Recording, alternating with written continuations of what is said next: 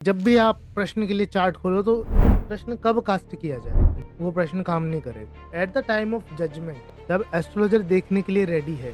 प्रश्न एक time sensitive tool है और हमें टाइम की सेंसिटिविटी का ध्यान रखना चाहिए। मान लो एट अ टाइम आपने मेरे से क्वेश्चन पूछा। प्रश्न कुंडली का सिंपल सा सिद्धांत है। आगे आगे इसी कोर्स के अंदर आपको मैन्युअली लग्न कास्ट करना सिखाया जाएगा कि आपको दिन में अनुमान रहे कि इस समय कौन सा लग्न चल रहा होगा, कौन सा नवांश उदय चल रहा होगा। जो आपके मन में थॉट है आपको पता होगा कि ठीक है उसकी लाइफ में ये चल रहा है। तो ऋषि होते थे ना, आकाश में देखते थे और देख के बता देते थे। प्रश्न के लिए आपको ऑलवेज एक गाइडेंस, एक नेचुरल हेल्प की जरूरत पड़ती। बिना गुरु कृपा के, इष्ट देव की कृपा के, जो गाइडिंग एनर्जी है आपकी, उसके बिना प्रश्न आपको हेल्प नहीं करता या आप इन डेप्थ एनालिसिस तक नहीं जा पाते। तो आज का जो ये कोर्स है, आज से स्टार्ट कर रहे हैं हम। इसके अंदर हम बेसिक फंडामेंटल तो प्रश्न कि प्रश्न किस तरह से काम करता है, उसके साथ के अंदर कि उसके और कई ब्रांचेस कौन कौन सी है। जैसे कुछ इसमें भृगु की ब्रांचेस है, कुछ केरली एस्ट्रोलॉजी है, जो केरली सिस्टम है इसके अंदर।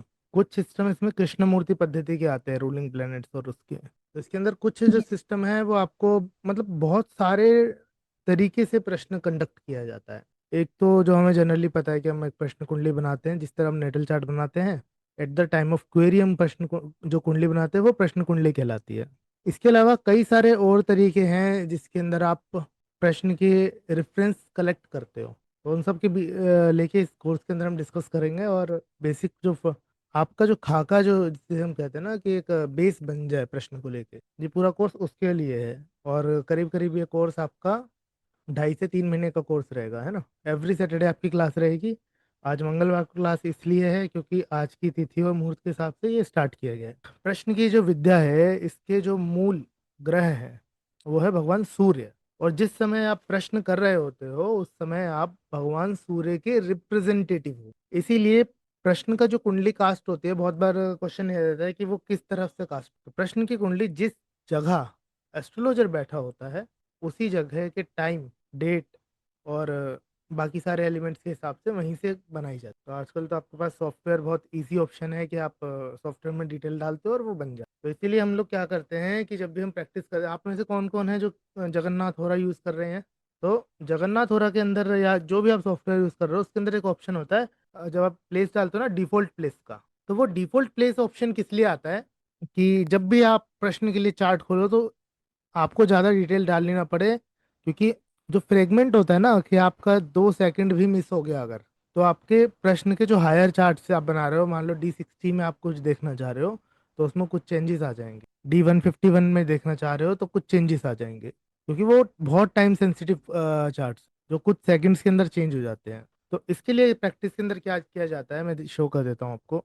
आप जो भी एप्लीकेशन यूज़ कर रहे हो ना उसके अंदर आपको सेम चीज़ मिलेगा उसका। ये जगन्नाथ हो रहा है ना।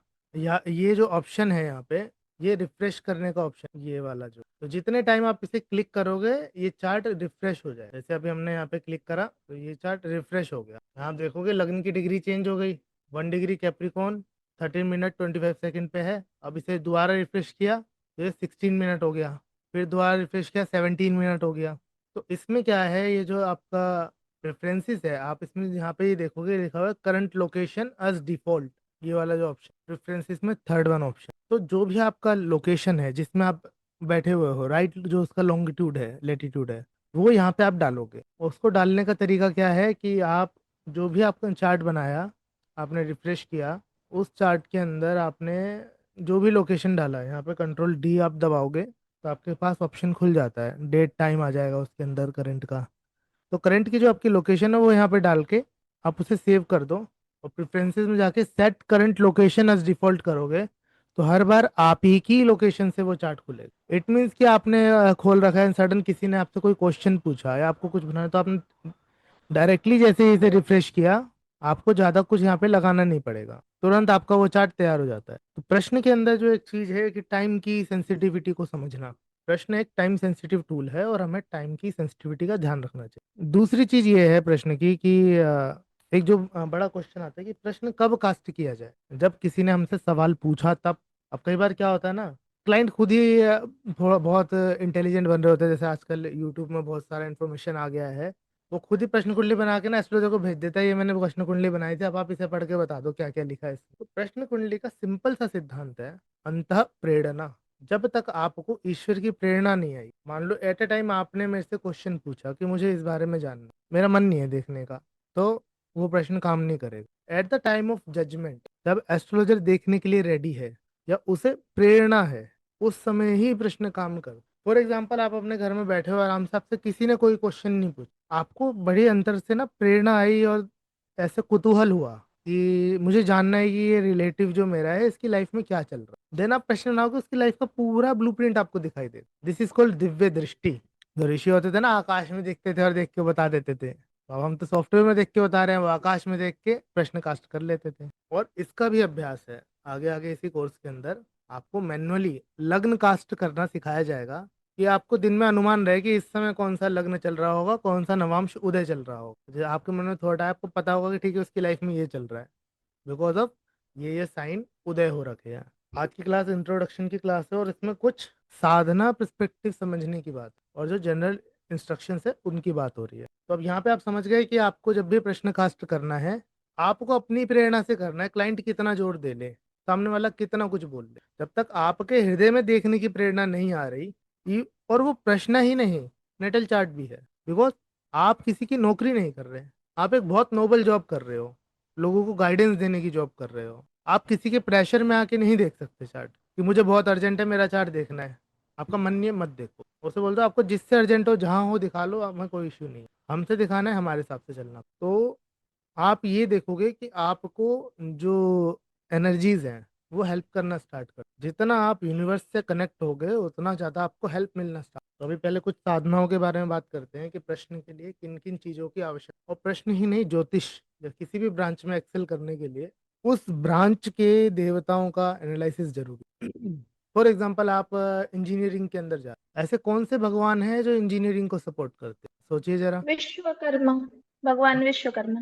भगवान विश्वकर्मा होगा, साथ में भगवान कार्तिकेय, देवताओं के सेनापति। तो जितने भी लॉजिकल चीजें हैं जहाँ पे आपका बहुत सारा ब्रेन लग रहा है, वहां पे आपको उन देवताओं को वर्शिप करना पड़ेगा जो उस डोमेन को गवर्न कर। गणेश जी तो सबसे पहले वर्शिप किए ही जाएंगे हर डोमेन के लिए, और गणेश जी जो हैं वो ज्योतिष के कारक ग्रह भी हैं। अब यदि प्रश्न की बात करते हैं हम, तो बिना सूर्य के आप प्रश्न नहीं कर सकते। यदि आपको सूर्य की चाल का ही ज्ञान नहीं है, आपको इष्ट काल का ज्ञान नहीं है, सूर्य उदय कब हुआ उसका ज्ञान नहीं है, आप कैसे लग्न बना लो। तो भगवान सूर्य जो है प्राइम डाइटी है, और भगवान सूर्य के जो प्रत्याधि देवता हैं वो कौन है। अधि देवता प्रत्याधि देवता आप लोगों ने पढ़े होंगे, नहीं पढ़े तो मैं आपको एडवाइस करूंगा कि जातक पारिजात, फल दीपिका, इन बुक्स में जाके आप लोग पढ़िएगा। तो भगवान सूर्य के लिए कहा गया कि भगवान शिव अधिदेवता है, तो भगवान शिव का वर्शिप प्रश्न शास्त्र के लिए बहुत जरूरी। जितने भी एस्ट्रोलॉजर आप देखोगे प्रश्न में एक्सेल कर रहे हैं, या प्रश्न की किसी भी ब्रांच के अंदर, चाहे वो केपी एस्ट्रोलॉजी हो गया, चाहे नाड़ी एस्ट्रोलॉजी हो गया, एक्सेल कर रहे हैं, वो भगवान शिव को वर्शिप कर रहे हैं। तो इसके लिए आप क्या कर सकते हो कि भगवान शिव का जो मंत्र है, नमः शिवाय, रेगुलर रिसाइटेशंस कर सकते हो। एक आसन में बैठो ध्यान में, बिकॉज सूर्य इज ऑल्सो ध्यान के कारक है। कारक ऑफ ध्यान जो है वो सूर्य है, और पूरे प्रश्न शास्त्र के अंदर सबसे इंपॉर्टेंट वर्ड ही यही है, कारक। एक और ये जो तो छोटी सी किताब आती है, Shiv Stotra Ratnakar by Gita press Gorakh, PDF भी मिल जाएगी आपको इसकी, और बहुत सस्ती सी किताब है। इसके अंदर भगवान शिव के बहुत सारे स्तोत्र है। तो इसके अंदर एक स्तुति आती है, उसका नाम है पुष्प दंत कृत शिव महिमन स्तोत्र। तो यदि आपको प्रश्न में अनोदर लेवल की मास्टरी करनी है, तो उसके लिए आप शिव महिमन स्तोत्र का पाठ करें। बिकॉज कि शिव महिमन स्तोत्र क्या है, ये विद्याओं को जागृत करने वाला है। ऑल्सो आपकी प्रीवियस लाइफ की जितनी भी सिद्धियां हैं वो जागृत होना स्टार्ट हो जाती है शिव महिमा से। जब आप भगवान, अभी तो सावन चल भी रहा है, पूरे सावन में रेगुलरली आप भगवान शिव के सामने बैठ के शिवालय में बैठो, मंदिर में बैठो, नहीं तो इमेजिन करके बैठे हो कि मेरे सामने भगवान शिव बैठे हो, शिव महिमा स्तोत्र का रेगुलर रिसाइटेशन करो। आप देखोगे आपको बहुत सारी चीजें अलग अलग डायमेंशंस में खुलने लगे। भगवान गणेश जी का कोई भी स्तोत्र, ये आपको रेगुलर प्रैक्टिस, चाहे आप जब भी प्रश्न करने बैठो, पढ़ने बैठो, एस्ट्रोलॉजी करने बैठो, लेक्चर देखने बैठो, क्लास में आओ, एक बार बस ओम गंग गणपतये नमः या ओम श्रीमन महागणाधिपतये नमः, भगवान गणेश जी का ध्यान अवश्य करना, बिकॉज भगवान गणेश के ध्यान आपको प्रश्न खुलेगा नहीं। तो ये हो गई साधना की बात कि आपको क्या करना है। नमः शिवाय मंत्र, शिव महिमन स्तोत्र, गणेश जी का कोई भी मंत्र या स्तोत्र। जैसे गणेश जी का बहुत एक सरल स्तोत्र है, गणेश जी के 12 नाम, वो आप पढ़ो। वो बहुत बहुत मतलब उसके बारे में क्या कहें कि आपको लर्निंग के लिए तो एक्सीलेंस दे का फल। ये बुक है गणेश स्तोत्र रत्न। ये कुछ बुक है स्तोत्र वाली, ये आप खरीद के रखो, आपके काम आएंगी, क्योंकि आपको रेमेडीज भी बतानी है आगे, अपनी प्रैक्टिस में काम आएगी। तो गीता प्रेस में मिलती है स्तोत्र की अलग अलग बुक। गणेश स्तोत्र रत्नाकर के अंदर गणेश जी के सारे स्तोत्र, शिव स्तोत्र रत्नाकर के अंदर शिव जी के सारे स्तोत्र, देवी स्तोत्र रत्नाकर के अंदर देवी के सारे स्तोत्र। तो इसमें ये पेज नंबर 17 पे है, नारद पुराण से श्री गणेश संकट नाशन गणेश स्तोत्र। अब इसकी फलश्रुति में ही लिखा है कि तस्य विद्या भवेत सर्वा गणेश से प्रसाद, जो इसका पाठ करता है उसे सभी प्रकार की विद्याएं प्राप्त हो जाती। तो इनका आप प्रैक्टिस करोगे तो जो विषय है डीप अंडरस्टैंडिंग आप लोगों को बन पाए, क्योंकि टेक्निक्स अपने आप में बहुत अच्छी चीज है। आप टेक्निक समझोगे, टेक्निक यूज करोगे, लेकिन वो टेक्निक आपके काम आएगी नहीं आएगी ये देव के। आप जो भी एस्ट्रोलॉजी कर रहे हो, जहाँ से भी सीख रहे हो, ये चीज अपनी लाइफ में ऐड कर दोगे, आप देखोगे आपको वो ब्रांचेस जो नहीं आ रही थी, जो चीज समझ नहीं आ रही थी, वो समझ आने लग जाती है। अब एक यही तो फैक्टर होता है ना कि आपको लाइफ के एक पीरियड पे जो चैप्टर नहीं समझ आता होता, जैसे आज से 3 4 5 साल पहले की बात कर ले, आपने कोई बुक पढ़ी हो, उसका कोई चैप्टर आपको नहीं समझ आया होगा, लेकिन अभी जब दोबारा रीड करोगे आपको लगा होगा यार ये हमने मिस कैसे कर दिया, इतनी अच्छी अच्छी चीजें लिखी हैं इसमें। तो ये सारा खेल समझ का है कि आपकी जो अंडरस्टैंडिंग कितनी। अब बात करते हैं कि प्रश्न कब कास्ट करना चाहिए और कब नहीं करना। ये बहुत बड़ा सूत्र है प्रश्न का। जो कंडीशन एस्ट्रोलॉजर की होगी वही कंडीशन प्रश्न की होगी, वही कंडीशन जातक की होगी। यदि एस्ट्रोलॉजर बहुत कंफ्यूजिंग स्टेट के अंदर है, तो जो जातक आया है प्रश्न पूछने वो भी कंफ्यूजनिंग स्टेट के अंदर होता है। तो आपको क्या है कि बहुत अधिक जल्दी में ना हो। कई बार आप बहुत तीव्रता में होते हो, बहुत जल्दी में हो, या कहीं पहुंच रहे हो, इन द मिडल ऑफ किसी एक्टिविटी हो, आपसे कोई क्वेश्चन करता है तो उसे बता दो भैया अभी हम नहीं देख पाए। वो टाइम आप देखोगे प्रश्न का रिजल्ट अच्छा नहीं है, क्योंकि उस समय कुंडली के अंदर जो ग्रह रूल कर रहे होंगे वो ऐसे ग्रह होंगे जिनकी स्पीड तेज होगी। प्रश्न के अंदर आप लोग ये पढ़ेंगे कि ग्रहों की अपनी अपनी गतियां होती। जब कोई ग्रह तेज तीव्र गति में चल रहा होता है ना, उस समय पे उसके रिजल्ट अच्छे नहीं आते। जैसे अभी जेमिनी की बात है ना, बृहस्पति अतिचारी हो रखे हैं, तो बहुत लोगों को पेपर वर्क में दिक्कत आना है जेमिनी में, या जल्दी जल्दी में पेपर वर्क करेंगे उसकी वजह से इश्यू आएगा। बहुत लोग बहुत सडनली ट्रेवल का प्लान करेंगे, सडन ट्रेवल्स इस टाइम पीरियड पे बहुत होंगे, और उसमें क्या होगा, कोई चोट लग जाएगी, कुछ मिस हो जाएगा, कोई दिक्कत हो जाएगी, बिकॉज ये गोचर का प्रभाव। तो जिस समय आपकी गति बहुत तेज हो, आप अस्थिर अवस्था में हो, उस समय प्रश्न नहीं देख। क्योंकि पहले जो एस्ट्रोलॉजर थे उनका तो एक वो वहां पे पहले तो ऑनलाइन का सिस्टम था ही नहीं, जातक को आना पड़ता था, ज्योतिष विजिट करना पड़ता था, और जब वो विजिट कर रहा है यानी कि वो अपने आसन पे बैठा हुआ है। अब आजकल तो जिसका जब मन आता है तब फोन मिला देता है। तो आपकी अवस्था देखनी आपको बहुत जरूरी। आपकी मलिन अवस्था का एनवायरनमेंट खराब है, आप ऐसी जगह है जो खराब जगह है, कोई गंदी जगह है, उस समय प्रश्न पे मैलेफिक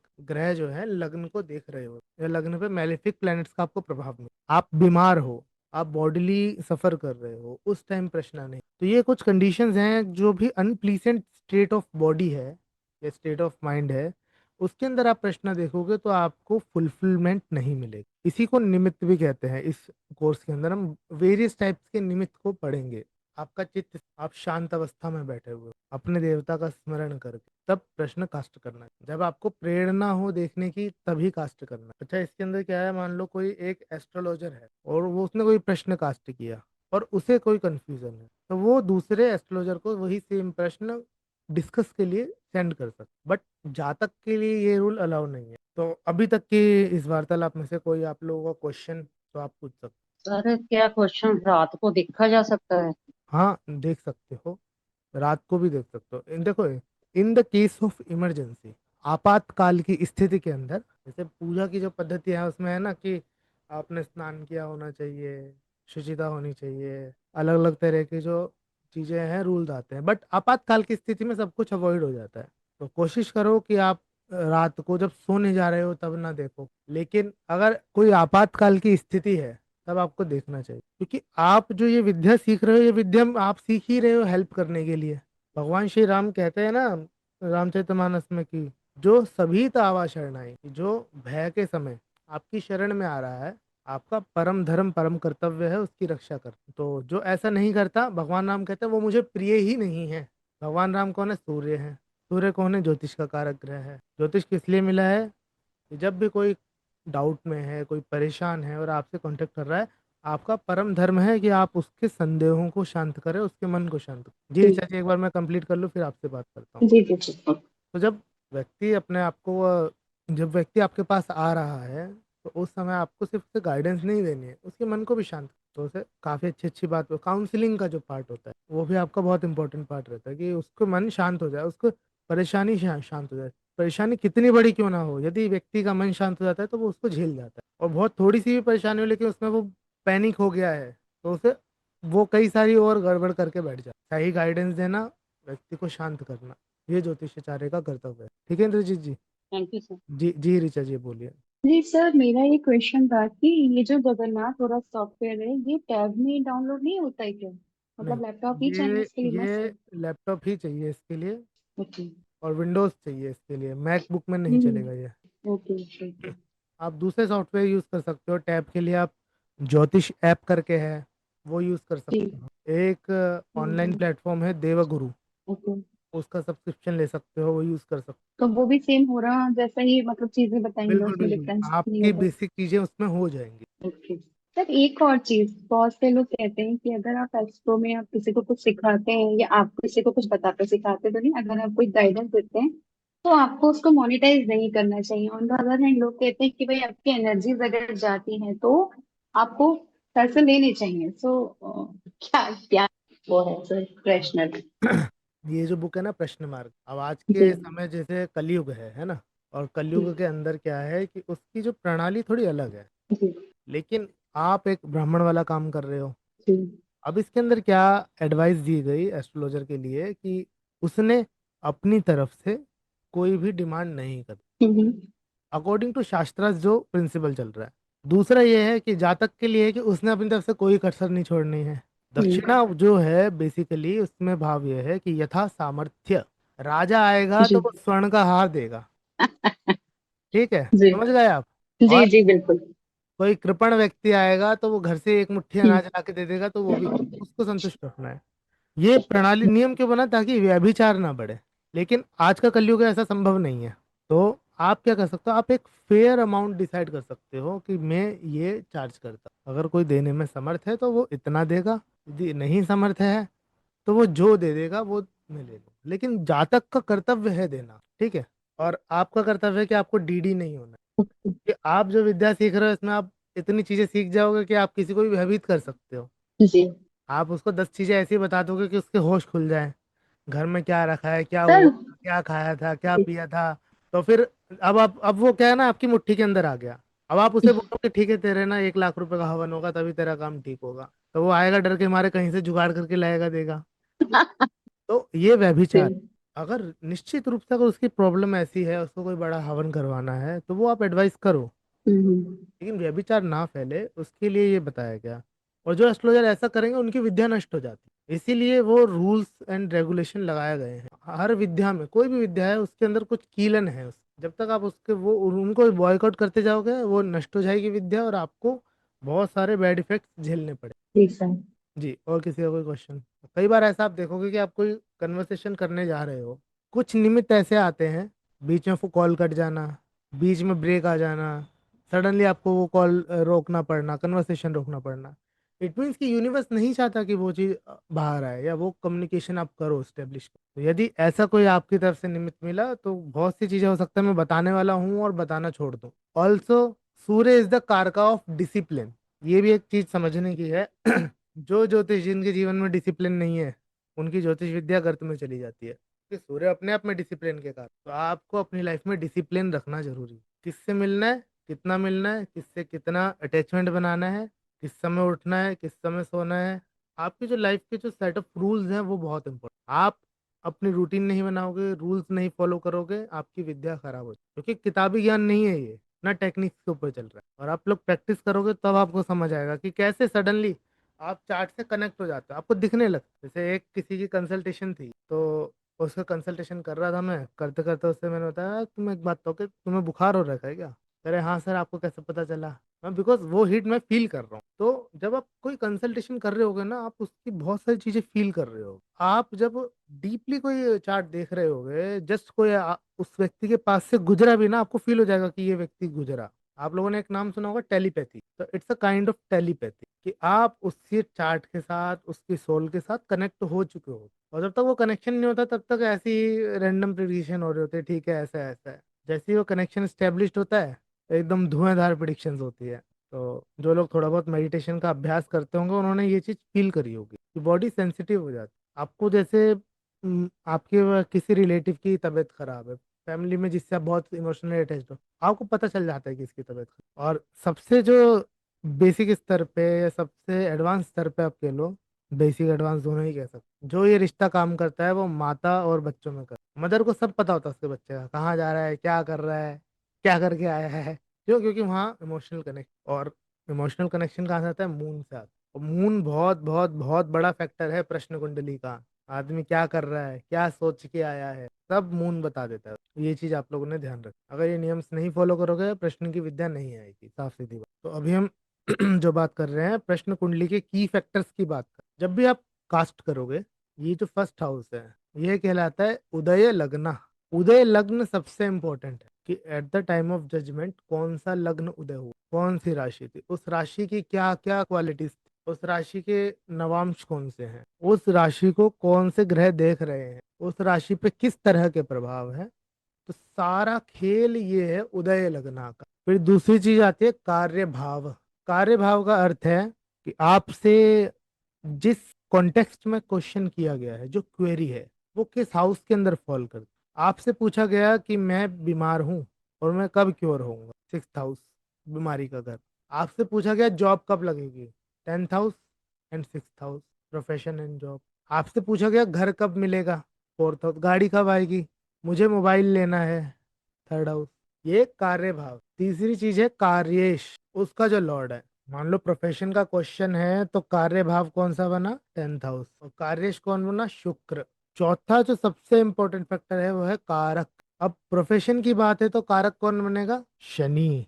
इन 4 फैक्टर का आपको ध्यान रखना बहुत जरूरी। इनमें से किसी का भी संबंध लग्न से स्थापित हो जाए, लाइक यहाँ पे शनि लग्न को रूल कर रहा, ठीक है, शनि शुक्र को देख रहा है, लग्नेश कार्येश को देख रहा है, कार्येश लग्न में बैठ जाए, लग्नेश कार्य भाव में बैठ जाए, तो किसी भी तरह से जब ये संबंध स्थापित होता है, तो वो ये बताता है कि आपका काम फुलफिल हो जाएगा। तो कारक के मामले में जितना आप पढ़ सकते उतना पढ़। ये फंडामेंटल है कि प्रश्न कुंडली काम कैसे। अब कई बार क्या होता है कि शनि को पाप ग्रह माना जाता है ना, और किसी ने क्वेश्चन पूछ लिया, क्या मैं जल्दी रिकवर कर पाऊंगा, लग्न में शनि बैठा है या लग्न को शनि देख रहा है। कई बार क्या होता है, आदमी डर के मारे बोल देता है नहीं भाई शनि देख रहा है, आपको आपका काम नहीं होगा, क्योंकि सैटर्न इज द कारक of suffering, Saturn is the कारक ऑफ सोरो एंड डिलेस। लेकिन एक इंपॉर्टेंट कारक और है शनि के पास, जिसे हम कहते हैं लॉन्जिविटी। सैटर्न इज आयुष कारक। तो रोग के प्रश्न के अंदर शनि का लग्न से संबंध बनाना बहुत शुभ होता है। तो इससे आप क्या समझे कि अलग अलग प्रश्न में कि आपसे क्वेश्चन क्या किया गया है, उसके अनुसार आपके कारक डिफर कर जाए। अभी जैसे केस था, उसके अंदर उन्होंने पूछा कि क्या मेरा ये, उनका म्यूजिकल कॉन्सर्ट था, कि वो हो जाएगा, उसमें इश्यू आ रहा था। प्रश्न कुंडली में क्या था, शनि का संबंध लग्न से था, शनि लग्न में बैठे। तो इसमें दो बात हो सकती है, या तो आपको समस्या आएगी, डिले होगा। लेकिन अगर वो कोई नॉर्मल प्रश्न होता तो हम यही कहते हैं, बट प्रश्न का नेचर क्या था, वो प्रोफेशन का। तो शनि का संबंध वहां से होने का मतलब है ठीक है, निश्चित रूप से आपका काम। तो कारक कौन है ना, कारक अपने डोमेन के लिए ब्लेसिंग्स लेके आता। विवाह का प्रश्न है और शुक्र का लग्न से संबंध हो जाए, तो वो प्रश्न फुलफिल होता है। ठीक है, पहला अंडरस्टैंडिंग है किसी भी प्रश्न चार्ट को देखने की, उदय लग्न क्या है, कार्य भाव कौन सा है, कारक कहाँ बैठे हैं और उनका संबंध कैसे। दूसरी चीज है क्रूर और सौम्य ग्रह। हमें पता है कि शनि पाप ग्रह है, क्रूर है, सूर्य क्रूर है, मंगल क्रूर है, राहु केतु क्रूर है, सौम्य कौन है, बुध, शुक्र, बृहस्पति और चंद्र। तो जब भी जिन भावों का संबंध, अभी सबसे पहले तो प्रश्न का नेचर देखना है, उसके बाद उस व्यक्ति की लाइफ में कहाँ कहाँ क्या क्या इशू चल रहा है। क्योंकि पहली चीज जो है, जो बात पूछी गई है जिसके लिए क्वेश्चन बिल्ड हुआ है। अच्छा, कई लोग ये भी कहते हैं कि प्रश्न कुंडली की ना सीमा होती है। कोई कहता है कि प्रश्न कुंडली 5 साल ही वर्क करती है, कोई कहता है 1 ही साल वर्क करती है, लेकिन ऐसा नहीं है। प्रश्न कुंडली के जो वर्किंग पीरियड है वो लाइफ टाइम्स के लिए है। इसीलिए कहा जाता है कि एक जातक को अपने ज्योतिष नहीं बदलने। यदि आपको संतुष्टिकारक रिजल्ट मिल रहे हैं तब आप उसी ज्योतिष पे स्टिक रहो, इधर उधर भागो मत, क्योंकि आपका भाग्य खराब होगा। तो प्रश्न कुंडली क्या है, उस जातक के जीवन की सब कुछ दिखाता है। अब कई लोग ऐसे आते हैं जिनके पास प्रश्न अपना नेटल चार्ट ही नहीं होता। उस केस के अंदर क्या होता है कि वो व्यक्ति जिस एस्ट्रोलॉजर के पास जाता है उसको प्रणाम करता है, उसको द्रव्य देता है कि भाई जो दक्षिणा है, फल है, कपड़े हैं, मिठाइयाँ हैं, देन उससे प्रश्न करता है कि मेरे पास मेरी कुंडली नहीं है और आप मेरे लिए एक कुंडली का निर्माण कर दीजिए। उस समय वो जो कुंडली बना के देता है ना, वो प्रश्न कुंडली उसकी लाइफ टाइम लग्न कुंडली की तरह काम कर रही होती है। बट व्यक्ति के अंदर इतने होनेस्टी होनी चाहिए कि वो जगह जगह ना भटके। वही डेट ऑफ बर्थ, वही टाइम उसके लिए लाइफ टाइम काम कर रहा हो, उसकी लाइफ के सारे इवेंट्स वहां से रूल हो रहे हो। तो प्रश्न कुंडली का एक और सूत्र है कि जो जो चीज, पहला तो था आपको कार्य देखना है, आपका किस चीज के कारण प्रश्न पूछ। उसका दूसरा फेज ये है कि जो जो कुछ आप लग्न कुंडली से जिस जिस तरीकों से देखते हो, सेम प्रश्न कुंडली में एप्लीकेबल हो। लग्न कुंडली देखना और प्रश्न कुंडली देखने में कोई अंतर नहीं। तो जहां जहां पे भी क्रूर ग्रह बैठेंगे या दृष्टिपात करेंगे, वहां वहां सफरिंग है, वहां वहां परेशानियां हैं। जहां जहां पे भी सौम्य ग्रह बैठेंगे वहां वहां ग्रोथ है, प्रोस्पेरिटी है।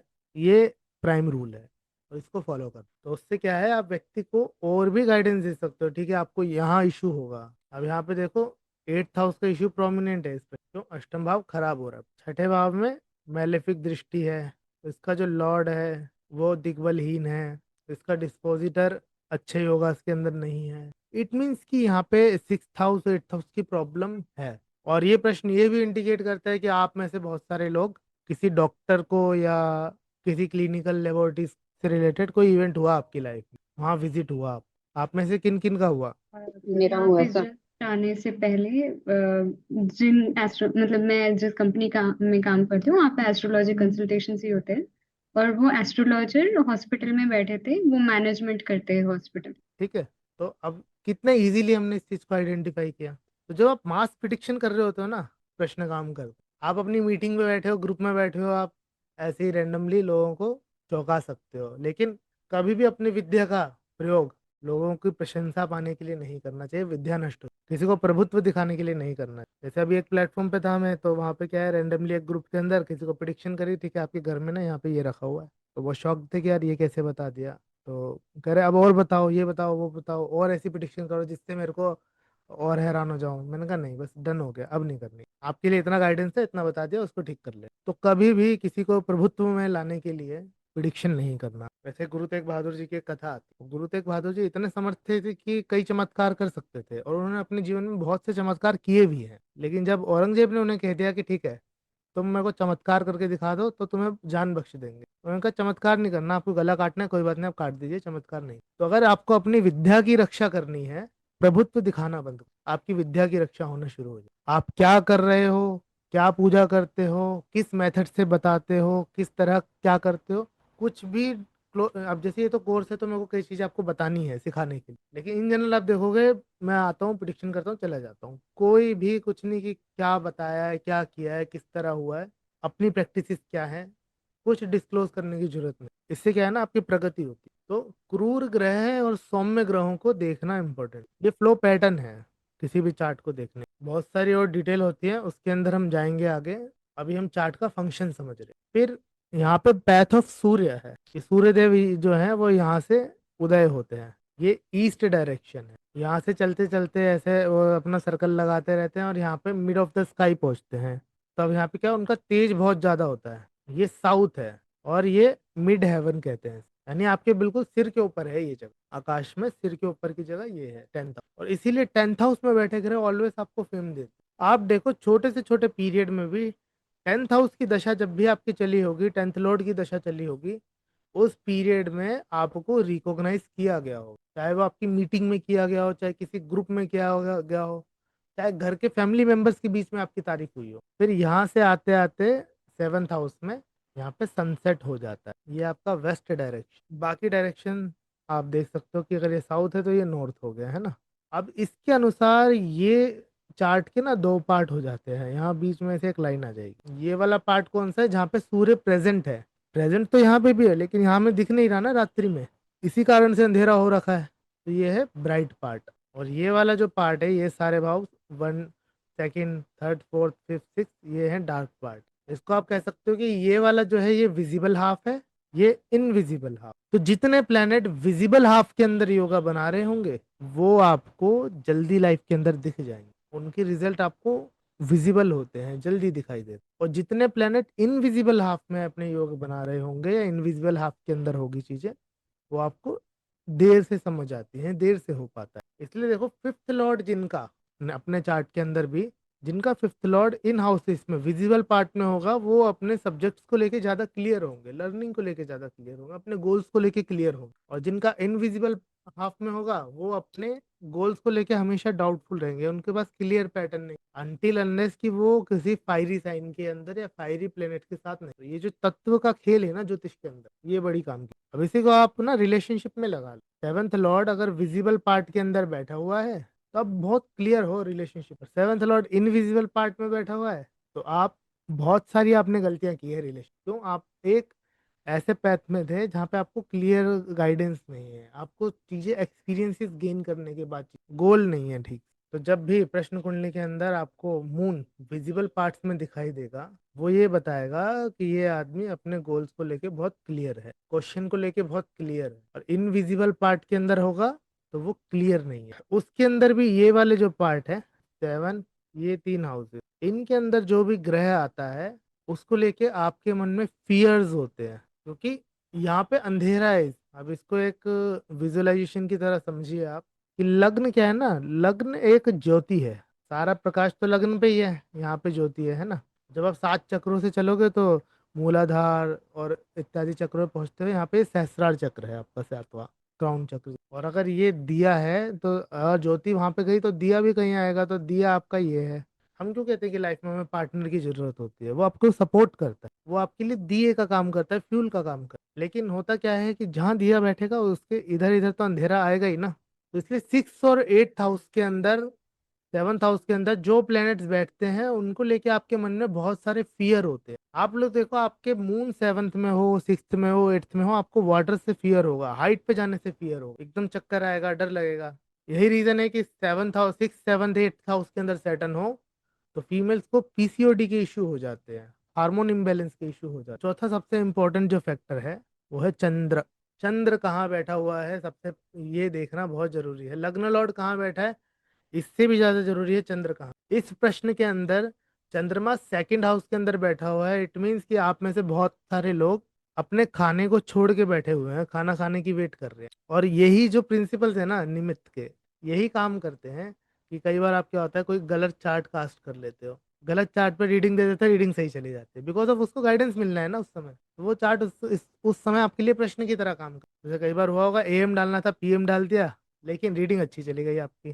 तो क्योंकि उसके लिए उस समय वो चार्ट का, तो आप बस ना निमित्त हो, ऊपर से कोई चीज आ रही है आपके थ्रू डिलीवर हो रही है, दैट्स इट। आपको ये देखना है कि वो जो मीडियम हो आप, कि टैंकी में से पानी आ रहा है, बाल्टी में पानी जा रहा है, आप बस टूटी हो बीच। तो वो टूटी जितनी अच्छी अवस्था में रहेगी पानी की क्वालिटी उतनी अच्छी होगी। अगर बीच में जो पाइप है जो कनेक्शन बिल्ड कर रहा है वही खराब हो गया, उसी के अंदर गंदगी आ गई, तो कितने अच्छे सोर्स से पानी क्यों ना आ रहा हो, वो अफ्लिक्टेड हो जाए, बैक्टीरियाज आ जाएंगे, उसका कलर खराब हो जाएगा। यही चीज है कि आपकी अपनी स्टेट कितनी अच्छी। तो चंद्र जहाँ बैठा है वो चीज बहुत इंपॉर्टेंट है, वो हाउस इंपॉर्टेंट, उसको कंसीडरेशन के अंदर ले। उसका डिस्पोजिटर कहाँ जा रहा है, चंद्र के ऊपर कौन कौन से ग्रह प्रभाव डाल। अब यहाँ पे चंद्रमा की जो युति राहु के साथ, ठीक है, इसका अर्थ क्या है कि आप में से बहुत सारे लोग अपनी लाइफ में किसी डिसीजन को लेके, और स्पेशली एक्वेरियस का साइन है, फैमिली और मनी से रिलेटेड किसी डिसीजन को लेके बहुत कंफ्यूज चल रहे। माइट भी किसी फ्रेंड ने पैसा मांगा हो, उसको देना हो तो दे या ना दे, वापस आएगा नहीं आएगा। चंद्र की गति किस तरफ है, यहाँ पे चंद्रमा जो है उसकी गति शनि की तरफ, वक्री शनि। तो वो ये बताता है कि उसका जो स्टेट ऑफ माइंड है वो शनि की तरफ है। यानी बहुत सारे लोग अभी आज जल्दी सोने का प्लान कर, अमेजोन पे शूज या कोई फुटवेयर कार्ट कर रहे होंगे, या फुटवेयर खरीदने का plan, because Saturn is the car of footwear. तो शनि से रिलेटेड इवेंट्स आपकी लाइफ में यहाँ पे अब शनि वक्री है तो काट करके डिलीट कर दे, फिर दोबारा चूज। और उसके पीछे वो कहाँ से आया है, वो आपके प्रीवियस एक्सपीरियंसेस हैं कि आपने पीछे क्या भोगा। तो यहाँ पे जो चंद्रमा है वो मंगल केतु से आया, यानी कि 1 वीक 2 वीक पहले आप में से बहुत लोगों का स्टमक रिलेटेड इश्यूज चल रहे हैं। लियो का साइन है, स्टमक को इंडिकेट कर। अब मार्स केतु है तो क्रैम्प्स हो रहे थे बहुत। अब यहीं पे जुपिटर आ जाता तो डायरिया कर देता है ना। अब मार्स केतु है कॉन्स्टिपेशन देता है, क्रैम्प देगा, सफरिंग देगा। यही सेम चीज आप लग्न से भी देखते हो कि लग्न जो है वो प्रेजेंट है। लग्न और चंद्र दोनों इस तरह काम करेंगे। 12th हाउस जो है वो पास्ट, सेकेंड हाउस जो है वो फ्यूचर है। यदि यहाँ पे मेलिफिक्स है इट मीन्स कि उसका प्रीवियस जो टाइम था वह काफी सफरिंग वाला था, वो बहुत परेशान था। उसका प्रेजेंट कैसा है और वो कहाँ जा रहा है, फ्यूचर उसका क्या है, तो ये आपको यहाँ प्रश्न कुंडली से दिखाई दे।